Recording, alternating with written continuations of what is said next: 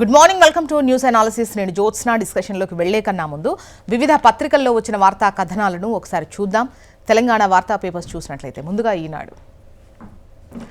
ఈనాడులో మనకు బ్యానర్ ఐటంగా ముఖ్యంగా బీసీ రిజర్వేషన్కు సంబంధించి 42% బీసీ రిజర్వేషన్లు సాధిస్తాం అని అంటున్నారు సీఎం రేవంత్ రెడ్డి. అందుకోసం బీజేపీ మెడలు వంచుతామంటున్నారు.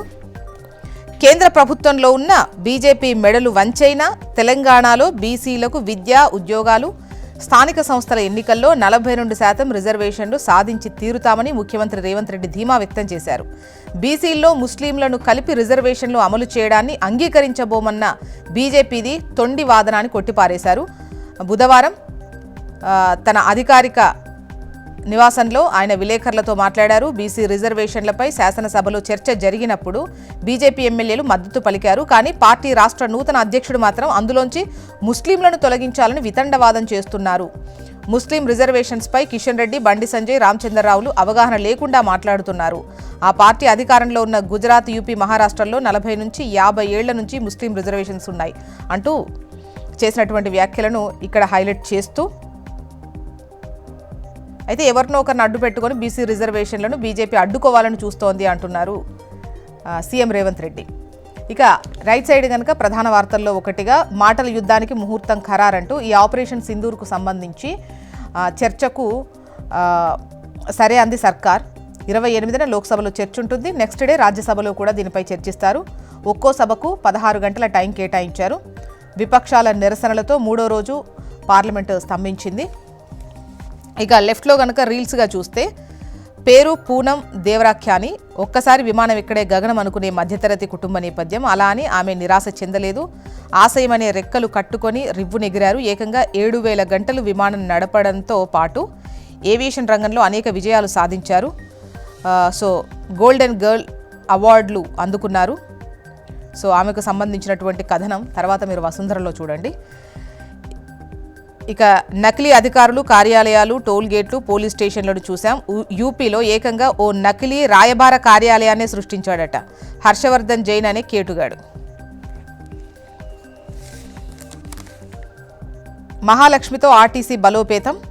రాష్ట్రంలో 20,000 కోట్లతో రోడ్ల మరమ్మతుకు ప్రణాళిక. ఉప ముఖ్యమంత్రి భట్టి విక్రమార్క వెల్లడి. ఎంజీబీఎస్లో ఘనంగా మహిళల 200 కోట్ల ప్రయాణ వేడుకలు. ఇక కరువు తీరా వాన. రాష్ట్రంలోని పలుచోట్ల కుండపోత వర్షాలు. వరంగల్ ఉమ్మడి జిల్లాలో వరద బీభత్సం. వెంకటాపురంలో రికార్డు స్థాయి వర్షపాతం నమోదైంది. అల్లాడిన కరీంనగర్ కార్పొరేషన్. వచ్చే 3 రోజులు భారీ వర్షాలుంటాయట. నెక్స్ట్ ఆంధ్రజ్యోతి.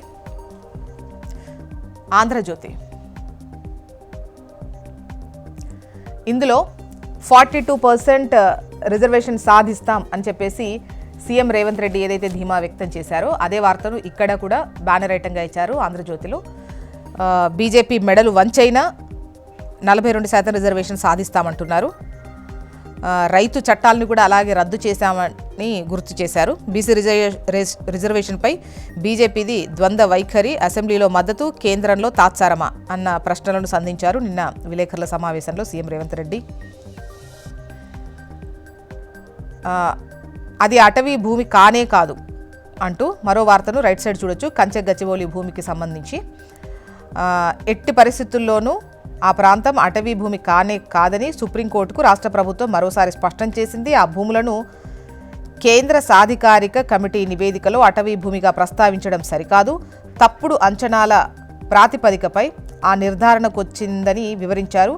ఏ చట్టాల ప్రకారం చూసినా ఆ ప్రాంతాన్ని అటవీ భూమిగా వర్గీకరించడానికి వీల్లేదని, గతంలో సుప్రీం తీర్పు కూడా ఇదే విషయాన్ని సమర్థిస్తోందని సుప్రీంకోర్టుకు సమర్పించిన రీసెంట్ అఫిడవిట్లో స్పష్టం చేసింది రాష్ట్ర ప్రభుత్వం. నెక్స్ట్ నమస్తే తెలంగాణ. ట్యాపింగ్ తప్పు కాదు అంటున్న రేవంత్ అని బ్యానర్ ఐటంగా నమస్తే తెలంగాణలో కథనాన్ని ఇచ్చారు. ప్రైవేటు ట్యాపింగ్ అంటూ చట్టబద్ధమే అన్ని ప్రభుత్వాలు చేసేదే అంటూ, అస్సలు ఫోన్ ట్యాపింగ్ ఇల్లీగల్ కాదు, ఇది అన్ని ప్రభుత్వాలు చేసేదే, అయితే అనుమతి తీసుకొని చేయాల్సి ఉంటుంది. గత సర్కార్ హయాంలో నా ఫోన్ ట్యాప్ కాలేదు. ఒకవేళ అయ్యుంటే నన్ను సిట్ విచారణకు పిలిచేవారు కదా. ఇప్పటి వరకు నన్ను విచారణకు పిలవలేదు. నా ఫోన్ ట్యాప్ కానట్టే కదా. ఢిల్లీలో చిట్చాట్లో ముఖ్యమంత్రి రేవంత్ రెడ్డి. అయితే తాను చేస్తే ఒప్పు ఇతరులదైతే తప్ప అంటూ ఫోన్ ట్యాపింగ్పై బీఆర్ఎస్ను బదనాం చేసిన రేవంత్ రెడ్డి ఇప్పుడు ఫోన్ ట్యాపింగ్ తప్పు కాదంటూ సమర్థన. అది ఇల్లీగల్ కానప్పుడు కేసులెందుకు, దర్యాప్తులెందుకు, అధికారులకు వారి కుటుంబాలకు క్షమాపణ చెబుతారా అంటూ వార్తనిస్తూ రేవంత్ రెడ్డి సర్కార్ నిర్వాహకం ఇది అంటూ ప్రైవేటు ట్యాపింగ్ అంటూ నగరంలో 2 చోట్ల ఇజ్రాయెల్ ఇంటర్సెప్టార్స్, పోలీస్ ప్రధాన కార్యాలయంలోనే సర్వర్, ముఖ్య నేత ప్రధాన అనుచరుడి పర్యవేక్షణ, కీలక నేతలు ప్రజాప్రతినిధులపై నిఘా, పోలీసులకు అప్పగిస్తే ఇబ్బంది అని జాగ్రత్త, మంత్రులు ఇతరులకు చెప్తారని భయం. మోదీపై ధనాధన్ఖడ్ అంటూ అవిశ్వాస హెచ్చరికలకు రాజీనామాతో బదులిచ్చిన జగదీప్ ధన్ఖడ్. నరేంద్ర మోదీతో పొసగకే ఉపరాష్ట్రపతి రాజీనామా. దీంతో పొడి పదాలతోనే ధన్ఖడ్కు ప్రధాని వీడ్కోలు. దేశ సేవ చేయడానికి తాము అవకాశం ఇచ్చినట్టు ట్వీట్. మోదీ ట్వీట్లో చిరాకు, కోపముందన్న బీజేపీ నేతలు. రైతు సమస్యల నుంచి జస్టిస్ వర్మ నోట్ల కట్టల కేసు వరకు మోదీ సర్కార్కు వ్యతిరేకంగా ధన్ఖడ్ గళం. నెక్స్ట్ ఏపీ వార్తా విశేషాలు చూద్దాం. ఈనాడు ఏడాదిలో పెట్టుబడుల లక్ష్యం 10 లక్షల కోట్లట. ప్రాజెక్టులకు ఫెసిలిటేటర్గా వ్యవహరిస్తా సీఎంఓ నుంచి పర్యవేక్షణ. Investopia global AP 2025లో CM Chandrababu. ఏడాదిలో 10 లక్షల కోట్ల పెట్టుబడులను ఆకర్షించాలన్నదే లక్ష్యమని, అందుకు అనుగుణంగా 15 రంగాల్లో పాలసీలను తీసుకొచ్చినట్లు ముఖ్యమంత్రి చంద్రబాబు నాయుడు చెప్పారు. ఆపరేషన్ సింధూర్పై చర్చకు ఓకే. 28న లోక్సభలో చర్చ, మరుసటి రోజు రాజ్యసభలో చర్చ ఉంటుంది. 16 గంటల చొప్పున సమయం కేటాయింపు. విపక్ష నిరసనతో స్తంభించిన పార్లమెంట్. నెక్స్ట్ ఆంధ్రజ్యోతి. ఇక ఈడీ వేడి అంటూ రంగంలోకి ఎన్ఫోర్స్మెంట్ డైరెక్టరేట్. మద్యం ముడుపుల కేసులో కీలక పరిణామం. శర్వాణి డిస్టిలరీ డైరెక్టర్ చంద్రారెడ్డికి నోటీసులు. 28న విచారణకు హాజరు కావాలని ఆదేశం. Global gateway AP. అపార అవకాశాలున్నాయి, పెట్టుబడులతో రండి. యూఏఈ పారిశ్రామికవేత్తలకు సీఎం చంద్రబాబు పిలుపు. సాక్షి. ఇంటింట నిజం తల్లికి మోసం అంటూ 15,000కు బదులు 8,850 మాత్రమే పడ్డాయి. మొదటి ఏడాది ఒక్కరికి ఇవ్వని చంద్రబాబు ప్రభుత్వం రెండో ఏడాది 30 లక్షల మందికి ఎగ్గొట్టారు. మిగిలిన వారికి 13,000 ఇస్తామని ప్రకటించారు. చివరికి 8,000, 9,000 మాత్రమే జమ చేసి చేతులు దులుపుకున్నారు. తల్లికి వందనం కింద 15,000 ఇస్తామని సూపర్ 6లో ఊదరగొట్టారు. ఒక ఇంట్లో ఎంతమంది పిల్లలుంటే అంతమందికి ఇస్తామని చెప్పారు. లబ్ధిదారులను తగ్గించేసి ఇచ్చే మొత్తం కోసేసి ఇదేమి అమలు బాబు, సమాధానం చెప్పేవారే లేరంటూ తల్లుల ఆగ్రహం.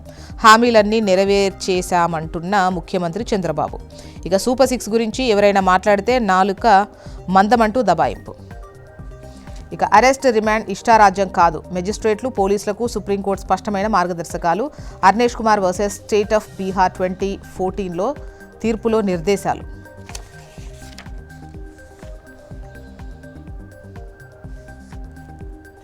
మొత్తానికి ఇవి ఇవాళ వివిధ పత్రికల్లో వచ్చినటువంటి వార్తా కథనాలు.